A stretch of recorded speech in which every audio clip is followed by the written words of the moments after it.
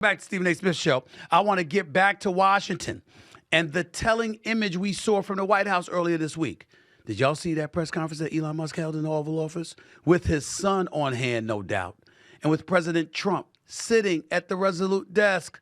Many questioned Musk and his influence on the White House, especially after seeing this. In fact, 14 states sued Elon Musk and President Trump yesterday, arguing the authority the White House has granted the tech billionaire in his advisory Department of Government Efficiency is unconstitutional. The suit, filed by Democratic attorneys general from states like Arizona, Michigan, and Rhode Island, takes aim at the scope and scale of Musk's power. They note that the Department of Government Efficiency, or DOGE, as it's called, has led the Trump administration's efforts to dramatically reduce the size of the federal workforce, dismantle entire agencies, and access sensitive data. Meanwhile, thousands of federal probationary workers have been fired the last 2 days. Probationary workers are easier to fire because they lack the bargaining rights of career employees to appeal their terminations. Which brings me back to the image of Musk standing next to Trump in the Oval Office. Check out what Lawrence O'Donnell of MSNBC had to say about Elon Musk standing over Trump. I delivered a, quote, picture of presidential subservience, the likes of which we have never seen, the most powerless image of a president of the United States ever created by a camera. Former Vice President Mike Pence never had a day like that in the Oval Office with Donald Trump.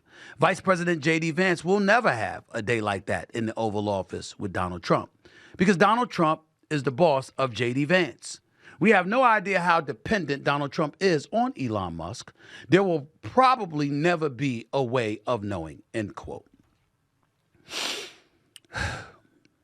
Lawrence O'Donnell, you may have a point. But respectfully, how many people really care? Because you see, when you're in the presidency of the United States of America, people normally assume the billionaires have your ear anyway, that they're telling you how they feel, what they want, what they need you to do. And as a result, you capitulate to their desires, their wants, what they deem to be necessary, et cetera, et cetera. So it's not that big of a deal from an image perspective. Donald Trump is close to 80 years of age. He felt like sitting down instead of standing up. And yes, Elon Musk was in the Oval Office. Wasn't dressed appropriately. Most billionaires choose to dress the way that they want to dress. Had his son talking. His son actually interrupted the president when the president was talking. I get all of that. It's not the greatest look in the world, but it's not affecting anybody. Remember what Dave Chappelle did with his opening monologue years ago on Saturday Night Live? And he talked about how Donald Trump was going up against Hillary. And he said, if you don't like the amount of money I'm paying with my taxes, then change the tax code. But we know you won't, because my donors are the same as your donors.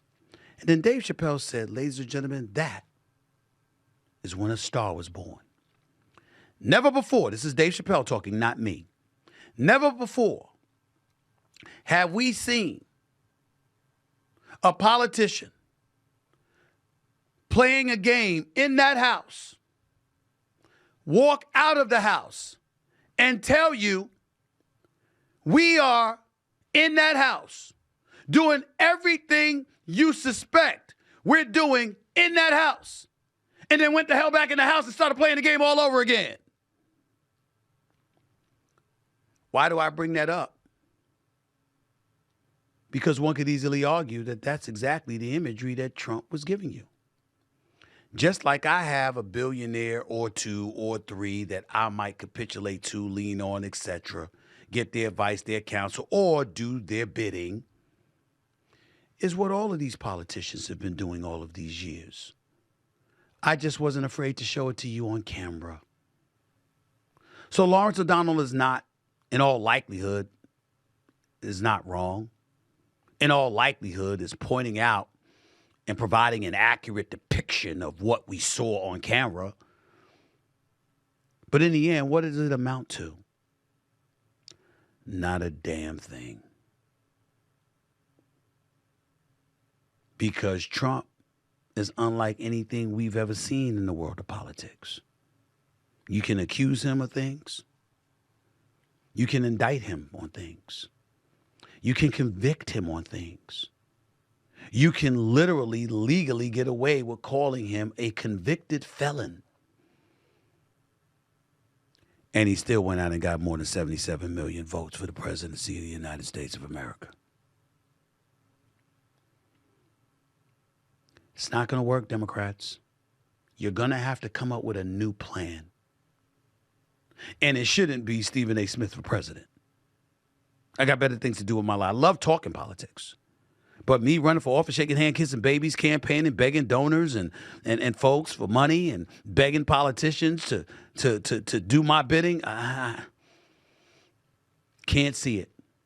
Won't never say anything's impossible, but I can't see it. I like my life. But if you're the Democratic Party, you need a new voice. You need new voices. You need to make some noise, and you need to do it in effective and efficient fashion instead of whistling into the winds like you've been doing. Lawrence O'Donnell, respect that man. Highly knowledgeable, knows what he's talking about. Wasn't wrong with what he just said. It's just futile. Not enough people care.